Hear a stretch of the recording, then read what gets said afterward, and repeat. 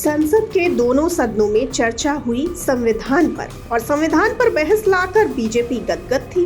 जानकार कह रहे थे कि ये संविधान पर चर्चा के बजाय कांग्रेस पर हमला करने के लिए किया गया है और यह लोकसभा में दिख भी रहा था। लेकिन वो कहावत तो आप जानते ही होंगे कि मुल्ला की टोपी मुल्ला के सिर, और ये कहावत बीजेपी पर एकदम सटीक बैठती है।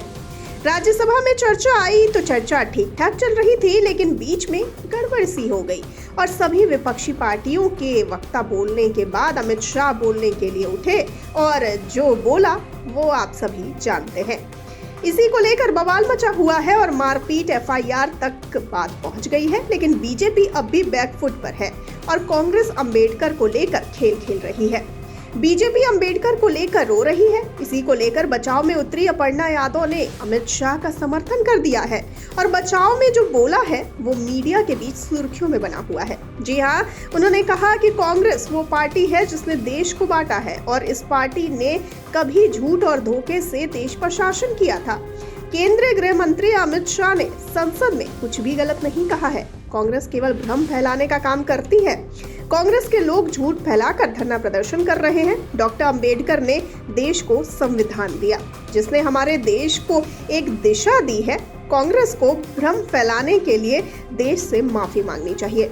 तो आप समझ सकते हैं कि कैसे अमित शाह को पूरी बीजेपी बचा रही है। लेकिन रायता ऐसा फैला है कि मोदी शाह रोक ही नहीं पा रहे हैं। इसके साथ ही साथ पार्टी दूसरे दिन कुछ करने को गुजरी, उसमें भी बीजेपी को हार मिली। अब कांग्रेस देश भर में प्रदर्शन कर रही है और बीजेपी इस मुद्दे से पीछा छुड़ाने की बात कह रही है, लेकिन अंबेडकर है कि छोड़ते ही नहीं। आप जानते हैं कि जब संसद के अंदर और बाहर कांग्रेस और विपक्षी पार्टियों ने धरना शुरू किया तो बीजेपी बैकफुट पर आ गई और बैकफुट से फ्रंट फुट पर खेलने के लिए बीजेपी ने प्लान बनाया और दूसरे दिन संसद के बाहर एनडीए सांसद और कांग्रेस प्लस विपक्षी सांसद आमने सामने आ गए और जो हुआ आपके सामने है। धक्का मुक्की, मारपीट और एक दूसरे के ऊपर एफआईआर दर्ज कराना, एनडीए इंडिया के नेताओं ने ये सब किया। इसके साथ ही साथ ये लड़ाई सोशल मीडिया पर भी जमकर हुई और बीजेपी के घायल सांसदों को लेकर सोशल मीडिया पर दो तरह के नैरेटिव गढ़े जाने लगे। पहले पक्ष ने ये कहा कि बीजेपी का कहना है कि हमारे सांसदों को राहुल गांधी ने धक्का मारा और उसी की वजह से हमारे सांसद इतनी बुरी तरह घायल हो गए।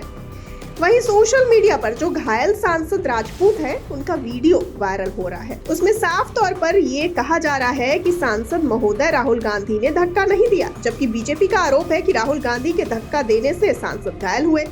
कांग्रेस का आरोप है कि बीजेपी हमारे नेता को साजिशन फंसा रही है, जबकि राहुल गांधी ने धक्का दिया ही नहीं। वहीं दूसरी ओर दूसरा उदाहरण सोशल मीडिया पर यह चल रहा है कि घायल सांसद 12 बजे आईसीयू में गए, फिर मोदी से 2 बजे बात हुई, फिर 3 बजे सांसद सीरियस हो गए।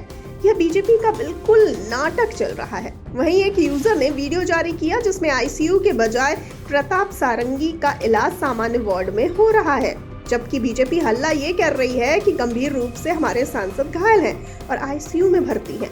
अब इसी की लड़ाई हर ओर चल रही है। बीजेपी के सीएम अंबेडकर पर जवाब दे रहे हैं और अंबेडकर पर कांग्रेस के कार्यकर्ता हल्ला बोल रहे हैं और कह रहे हैं कि माफी मांगे। आपको क्या लगता है? अपनी राय हमें बताइए कमेंट सेक्शन में और साथ ही जाते जाते इस वाले वीडियो को कर दीजिए लाइक और शेयर और चैनल को सब्सक्राइब करना बिल्कुल ना भूलिए।